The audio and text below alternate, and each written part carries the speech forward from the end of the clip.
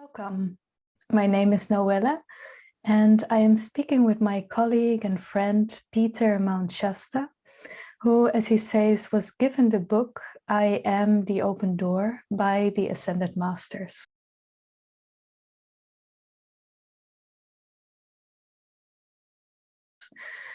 A few years ago, I was asked to translate this book into Dutch, and you could say it's a profound guide to directly make contact with the Ascended Masters for guidance. So I'm happy to speak about this with Peter today. So welcome, Peter. I would like to ask you if you'd like to share with us how this book came to you. Thank you for this opportunity. My teacher, Pearl, in Mount Shasta, who was assistant to Godfrey Ray King, who started the St. Germain Foundation in the 1930s, always said, never channel because it weakens people. People need to learn to find not only the ascended masters within themselves, but their own God presence, their higher self, and to get the guidance from the higher self. And if you give people messages or you call on the masters to come through you for somebody else, that it weakens them. So I never sought to be a channel or do anything like that. But one day, it's very interesting, there are decisions you make on the spiritual path if you're going to serve the light or if you're going to try just to be a normal human being and do what everybody expects you to do. So, of course, the first challenge is with your family and your friends. But there are some times when you find you have to do something that may be a surprise to other people. It's not what they expect. So I was on my way to San Francisco, where I'd been invited to have a Thanksgiving dinner with my cousins there. And I came to a fork in the road, and to go to San Francisco, I would have taken the right fork, go that way. But somehow the car wanted to go left, That's the only way I can describe it. In my heart, the pull was go left. So I said, this feels like guidance, because you get the guidance from the center of your being. I'll go left. I can go like a mile. If it's not right, I'll turn around, come back.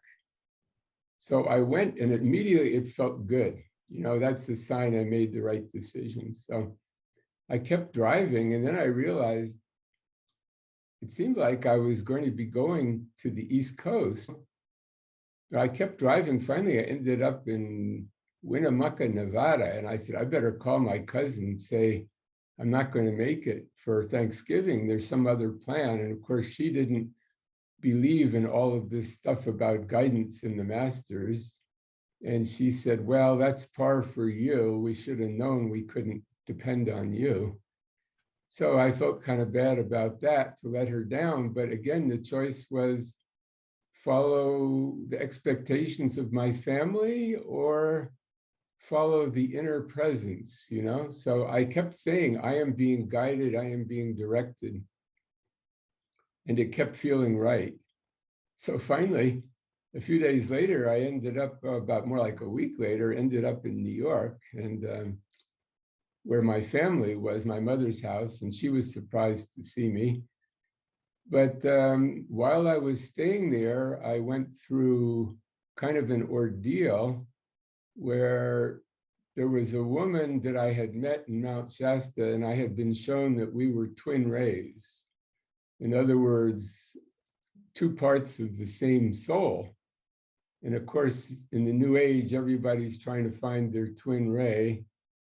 And they think that when they do, everything's going to be beautiful.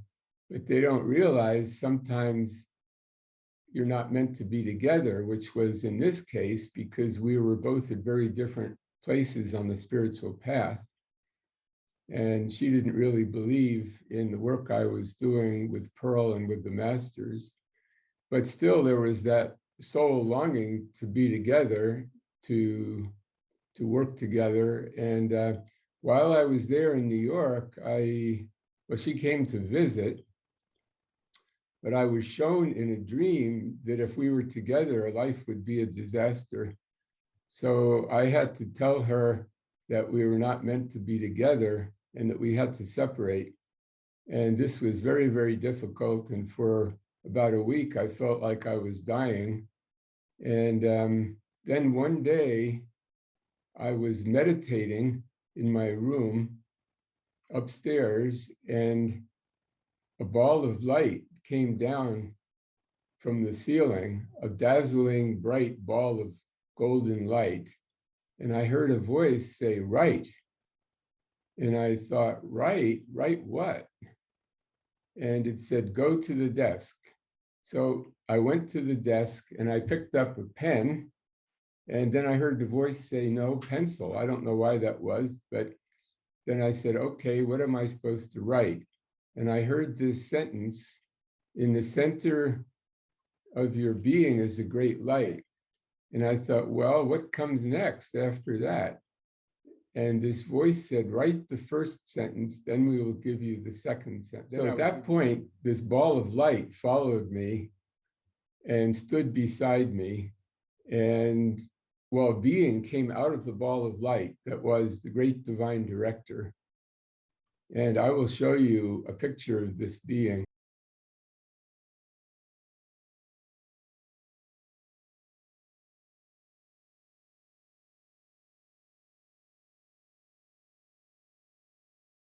If you met this being, you would say, "This is God." The being of just dazzling golden light and a panel of blue sapphires hanging from his waist down to the floor. And the energy was so intense, I felt like my body, physical body, was dissolving. And he raised me into the consciousness of my I am presence. In other words, I was not in the physical body anymore. I was about 50 feet in the air. And I could see a spherical vision. I could see the entire neighborhood. I could see the children playing down the street. I could see the dog barking up the street. I could look down, see the top of my head, and I could see what I was writing. But I could see in a complete sphere.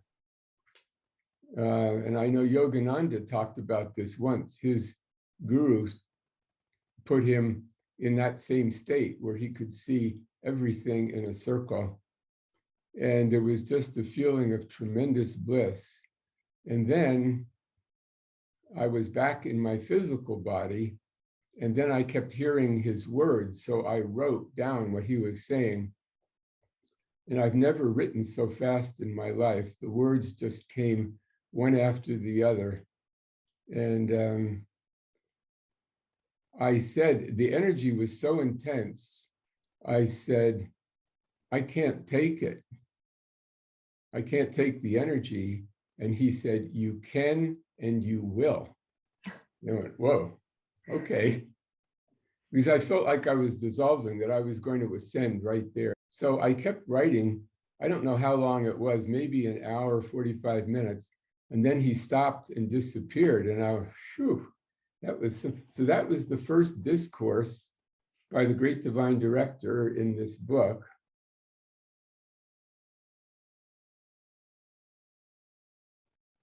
And then every day for about the next 10 days, a different master would appear. The next one, I think, was Saint Germain.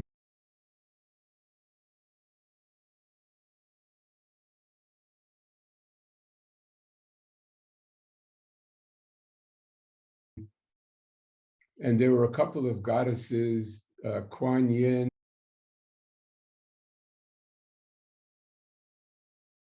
the goddess of mercy, the goddess of compassion, Hilarion. There was about 10 different masters.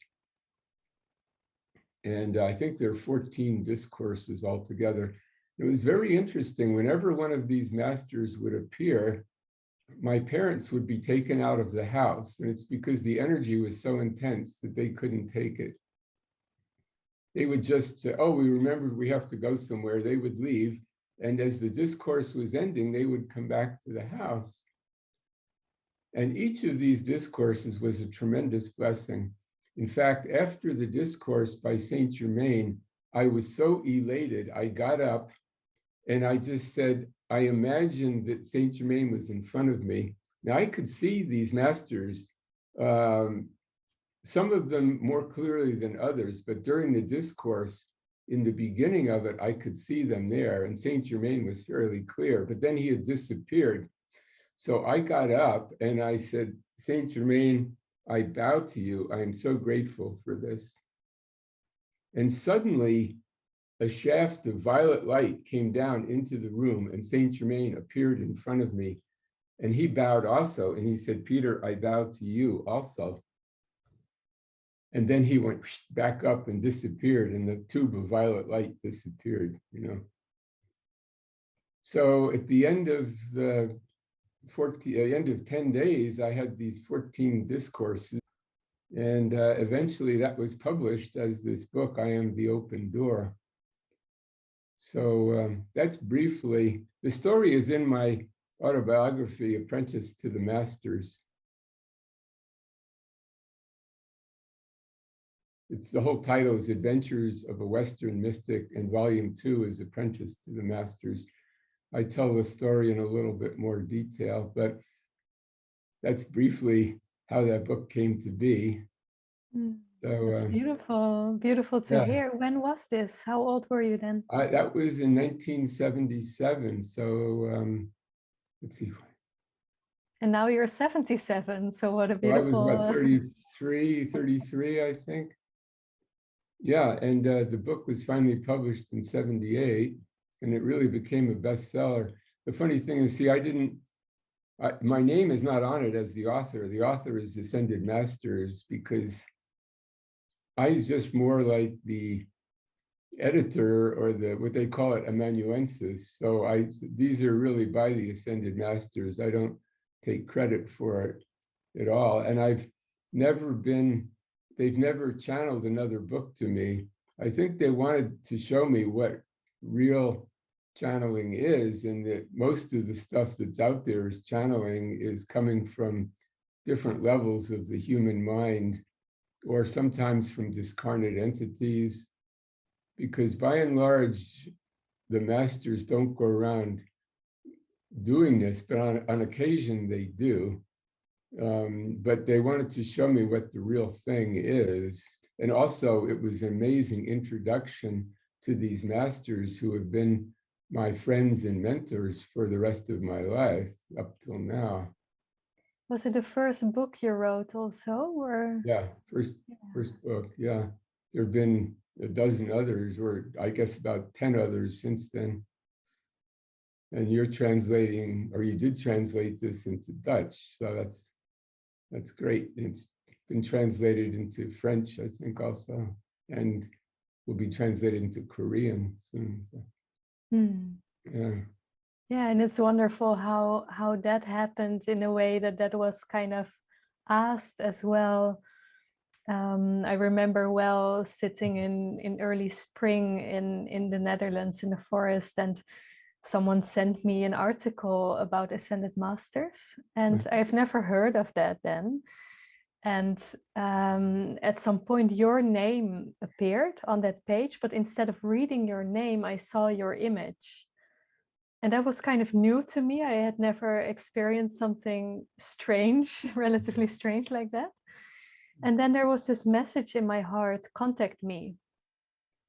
And this was very new to me, and I didn't trust it. It would be so random for me to then contact you. But as I walked to the kitchen, it kept repeating itself. And I thought, well, I have nothing to lose, so let me Google Peter. And so I found your email address and asked you what you want me to contact you about. And then you spoke about the translation of this book that hadn't been finished and hadn't been completed. It was half done or something like that. And that same evening, I sat down on the couch and I felt surrounded by all these beings of light. And it was so uplifting, and there was so much light in the whole room, and I was afraid that I was going to levitate. Because I was kind of afraid for things that cannot happen according to, you know, normal existence. So it was kind of scary, but also very beautiful at the same time. And then soon after that, the translation process started. And meanwhile, I was living in a yurt, like straight in nature. And every morning at 7 a.m., I sat behind my desk, and these masters would support me in each and every part of the book. In each discourse, I would feel the energy of them.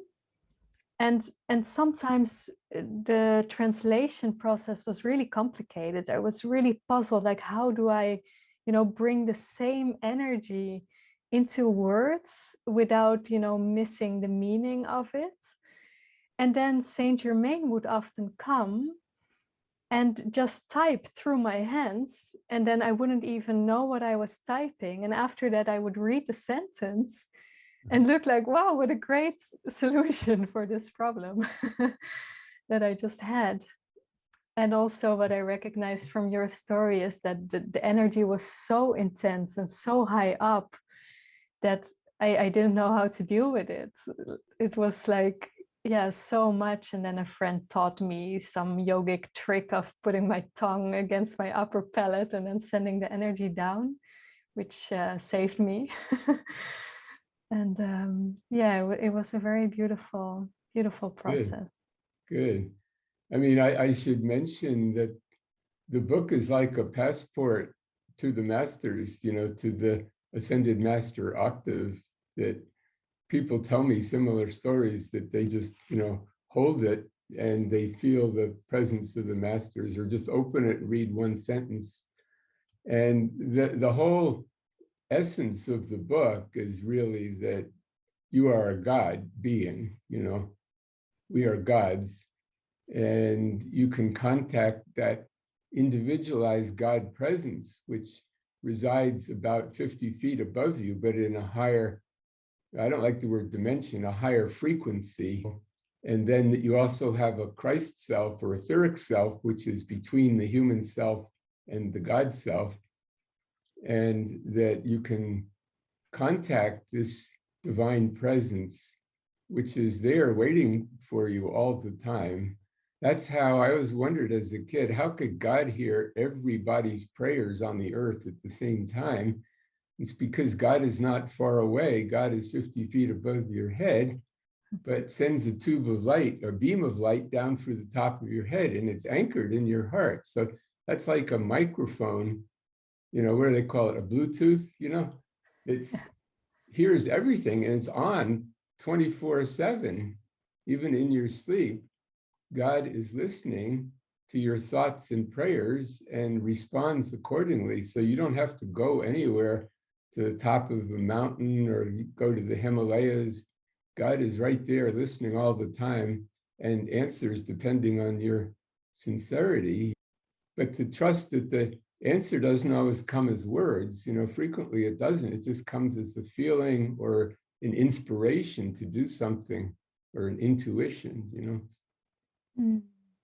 And that's the But beauty also about this book, that it brings you directly in contact with the masters. It teaches you, it shows you how to do that, and you can instantly work with it. So it's not so, what you also say, not so far away anymore to contact that divine presence. yes, and it's encouraging because these masters were all humans like us, you know. Saint Germain was Francis Bacon in the Elizabethan court, and wrote the Shakespeare plays using the name Shakespeare as a pen name. But he had lots of challenges. He had relationship problems, financial problems, political problems. He had powerful enemies at the court. You know, his own mother did not acknowledge that he was the rightful heir to the throne of England. You know, that was Queen Elizabeth. He was given up to one of her ladies in waiting to raise. And so he had quite a challenging life. And you think that just before you become an ascended master, your life is going to be easy, but frequently it's quite difficult because that's where the lessons are. Mm. Yeah, makes sense. So how does that work actually with the ascended masters? Do they come up and down and incarnate again and be lifted up? Or No, they don't need to take on a physical body again. I suppose they could if they chose to, but that is generally the last physical incarnation to reach that. It's like the lower self, the middle self, and the higher self all merged together. Now in Tibet, there are yogis that learn to do that, and it's called attaining the rainbow body, or jalus. And people have witnessed that. Like I studied with a Chinese teacher, and he was present when his master dissolved the physical body, and there was 7 like explosions of different colored light that filled the sky, and all that was left was the master's hair and fingernails on the ground, and his robe, I think, kind of like Obi-Wan Kenobi in Star Wars, you know. But there are beings that have actually ascended the physical body, dissolved the physical body as well, but we don't really need to do that. When we leave the physical body at what they call death, which is not really death because our souls are immortal, we can ascend and merge those higher bodies at that point. And then if we choose to stay in the atmosphere of Earth to help humanity. So their physical body, when ascension happens, the physical body can rise literally up, but doesn't have to. Yes, there are very few beings on the earth that have the ability to actually dissolve the physical body. And that's not really necessary. You can leave the physical body and ascend from the, merge the higher mental body or the Christ self with the I am presence. But there are, just good to know, there are some beings who have achieved that. So is ascension possible for all of us? Absolutely, for everyone. What I find is that the trick is to actually be in contact with the I am presence, but to still be in a body. Because I've been offered that chance to leave 3 times now. And whenever I start to go up into my higher body, I see the suffering on the earth and I decide to stay. And I say, as long as I can help people, I will try to stay in the physical body, because, we wouldn't be having this conversation now if I had ascended 5 years ago. Yeah, that's true. And so how does that look like for you? Do you feel that you're connected to that higher self, or is it also kind of incarnating and coming down? No, I can, in meditation, connect with the I am presence, but then I have to be careful not to do too much, because then it's so joyful in that world not to want to be in the physical anymore. And you become aware that you're also able to interact with the human world in higher bodies, so like when I go to sleep at night, I'm aware of talking with people in different places on the earth. So sometimes when I wake up in the morning, I feel I've been busier at night than I am during the day. So, but you become aware of the great service you can do being in the body. You have more opportunity to intercede for humanity, that your every affirmation is affecting humanity. So when you say, I am the living light, and you see a sun here and emanating out, that's, your thoughts go out. You are like a Wi-Fi router, and that signal is affecting everyone on earth. Everyone is dialed into that frequency and receives it. So if you say, I am the medicine Buddha, I am a being of healing energy radiating out to humanity, that goes out. It affects your neighbors, the city in which you're living, the whole planet. So that book, this I Am the Open Door, really gives people encouragement and gives some affirmations so that you can be of more service. So, you know, people wondering, what can I do? I'm just sitting alone in my room here. Nobody knows I'm here. You can do these affirmations. In fact, that was another book I wrote, this book of I Am Affirmations, instructions on how to do the affirmations. I Am Affirmations and the Secret of Their Effective Use. That gives some basic meditation instruction, how to still the mind, and it gives actually quite a number of meditations for different, or affirmations for different purposes, so you can be of service. And this is what mastery is really on the earth plane. A lot of people are studying to be in the oneness, the Advaita kind of oneness where there's no self and you've just merged with the absolute.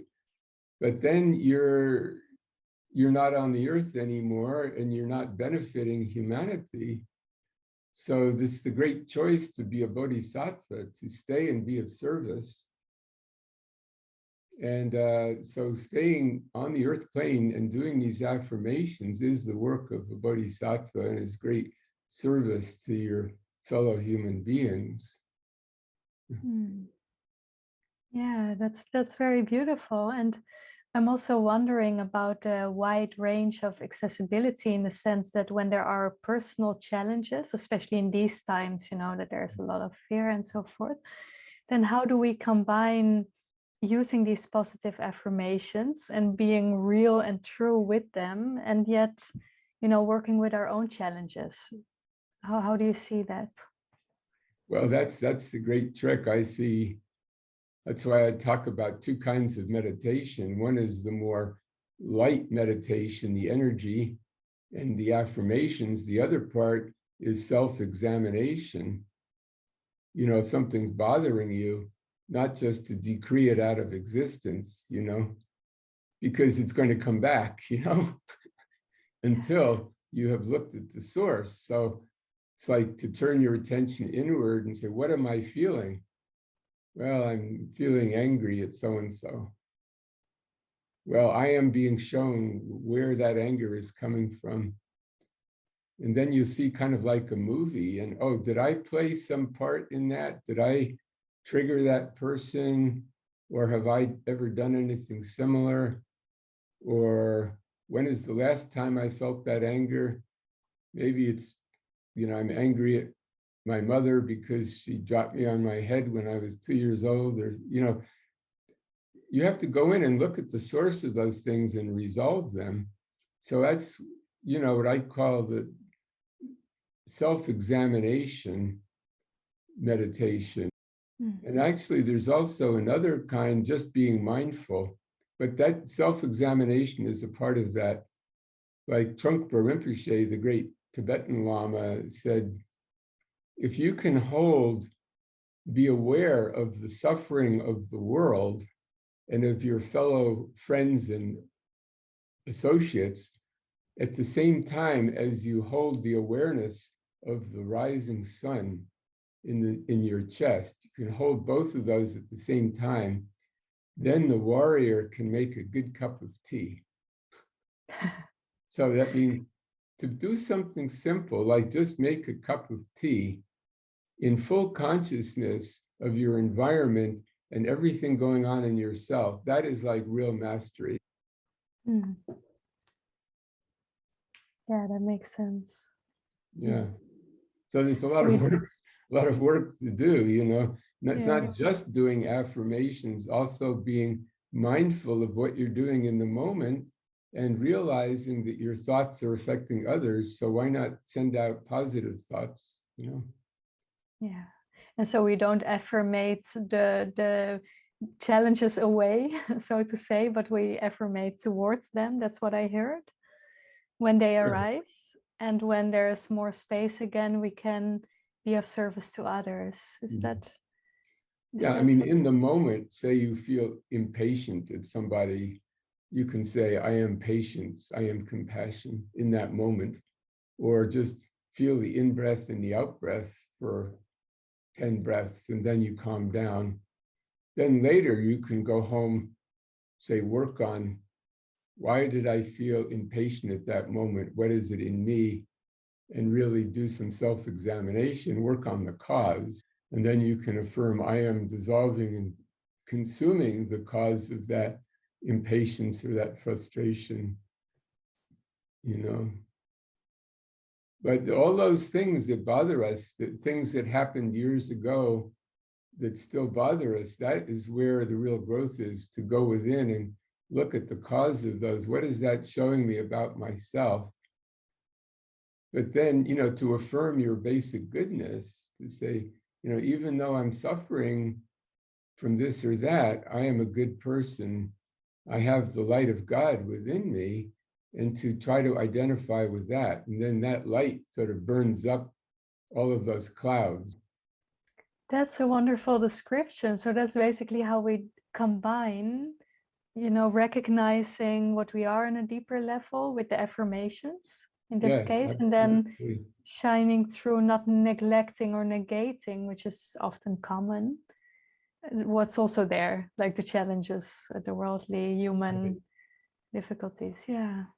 No, the affirmations are important because the mind, the way the world is set up, it's kind of more to remind you of all the bad stuff happening, and the human mind gets trapped in a vicious cycle, you know, where it starts affirming the negative things, you know, like when you look at the news, you don't see much good stuff, you know, so you start worrying about those things. Then you can affirm, I am the presence of the living God, and the ascended masters are watching over me. There is a plan for my life, and I know everything is going to work out as intended. You know, like I say this every day, I know the masters are watching me. I know Jesus is with me. I know Saint Germain, Mother Mary, the angels are watching, and they're aware of what's happening in my life, and they're going to make sure that the divine plan works out, you know. And that doesn't mean there won't be some heartache or pain, because that's a part of the lesson, you know, it's a part of being human. That's how we learn compassion for other people. But still, it removes that feeling, you know, that, oh, I've done something wrong, or I'm not doing everything I can do, or, you know, I prayed to God for world peace, and why has it not happened yet?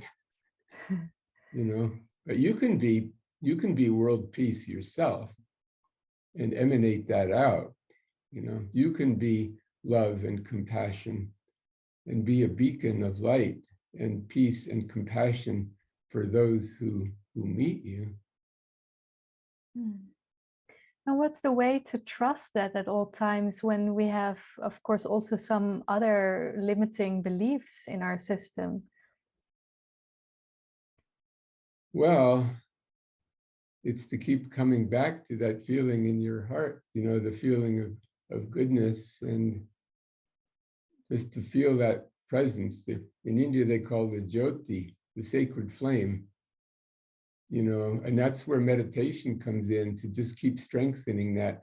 The more you put your attention on it, the stronger it becomes. So the great secret of spirituality is what your attention is on is what you become. So you put your attention on the light, you become the light. Put your attention on love, you become a being of love. So that's, you sit down and meditate, which I recommend doing at least twice a day. I do it quite a bit more whenever I have 5 minutes here and there. Just sit down and turn your attention to the center of your being and say, hello, God, I'm here. This is Peter. I ask you to come through me Mm. Every morning I do this. I offer myself to God, the I Am Presence, and I ask the I Am Presence to come down into my physical body and to manifest God on the earth plane, you know. Mm. Sometime I'll make a video of that. It's kind of combining affirmation with Qigong. Mm. Yeah. And how does that work actually? You explain how affirmations, actually the power of thought and our mind also creates our experience. But what if we don't think as at all? Is there like a truth in the middle, or do we only create? Well, there's also, you know, what they call mindlessness. It's just habitual action. But, you know, even when I drive the car, I don't meditate while I'm driving, but when I get in the car, I say, I am the presence of God driving this car. I am invincibly protected, and I am guided and directed and so on. Then you can, you know, still have your normal thoughts about where you're going, what you're going to do, so on. But, or, you know, just even going for a walk. I'm the presence of God walking, but then, you know, just see where the presence guides you and just give joy, feel joy for life, you know. Mm. And what does the universe have to show me on this walk? Be open to what the masters want to reveal to you. You know, you never know when some great revelation will come through. Like, I live near a school playground, and I went for a walk yesterday and I saw children playing soccer, 6-year-old children, and I really saw how the parents and the coach was programming them to be aggressive, and that there's the enemy, you know, not the enemy, but the opposite team, and you have to beat them. So even at 6 years old, these children were being trained to be competitive and aggressive, you know, and that's kind of, I saw, wow, that's how we're programmed even as children, that the world is about competition and beating other people, you know, and getting what you need regardless of their needs, you know. And but also there's a teaching of cooperation to some degree. But so no, I saw that the masters had guided me there to see how these children were being trained, you know. That was very profound lesson for me just through going for a walk. Mm. Yeah, and that's also interesting indeed, of like these early conditionings that arise. Mhm. And then with these affirmations, we kind of overwrite them in a way, we could say, or is it also more true? That was actually a bit what I meant with my previous question. Like, what if we don't believe the conditioning and not the affirmation? Which side is more true, or is there none? If that makes sense. How do you see that? Well, I think, you know, in meditation, you have to keep coming back. I am being shown what is true, you know, what it is that God wants me to become. But like this lesson with these children, just to be aware that that programming is in there, it's in all of us that we receive, but I can overcome that, you know. Yeah. I mean, I see in the times we're in now, people losing friendships with dear friends over arguments, but that doesn't have to be. We can say, you're entitled to your opinion, I have my opinion, but the light of God is in both of us. We still have our friendship. You know, it's very tricky, but a lot of people are going through challenges now in that regard. Yeah. I don't know if that answers your question, but Well, it's of course a difficult one. Yeah, also difficult to phrase it, but it's an interesting exploration. So if you it, take your life as you're in a schoolroom and there is a plan for your life, and you chose to be born to these parents at this time and to go through what you're going through. So I am being shown why I'm here, what the lesson is, and how can I change the things that are negative, and how can I benefit others? Because in benefiting others, we are also benefiting ourselves, you know. It's about learning compassion, you know, but if you take every day as a sacred, you know, classroom, that there's something you're supposed to learn today, or there's some gift waiting for you down that dark tunnel, that the masters want to give you something. Yeah. So, yeah, I guess we can see what, do you want to share something else before we conclude, or about the book, about the translation, or something else that comes up? Well, no, except I'm grateful that you've taken on this task to translate this. And I see that you have, you know, great work ahead of you, and you emanate that quality the book is talking about, the divine love and compassion. So I encourage you to keep doing that, and you will be a beacon of light for the world. Thank you.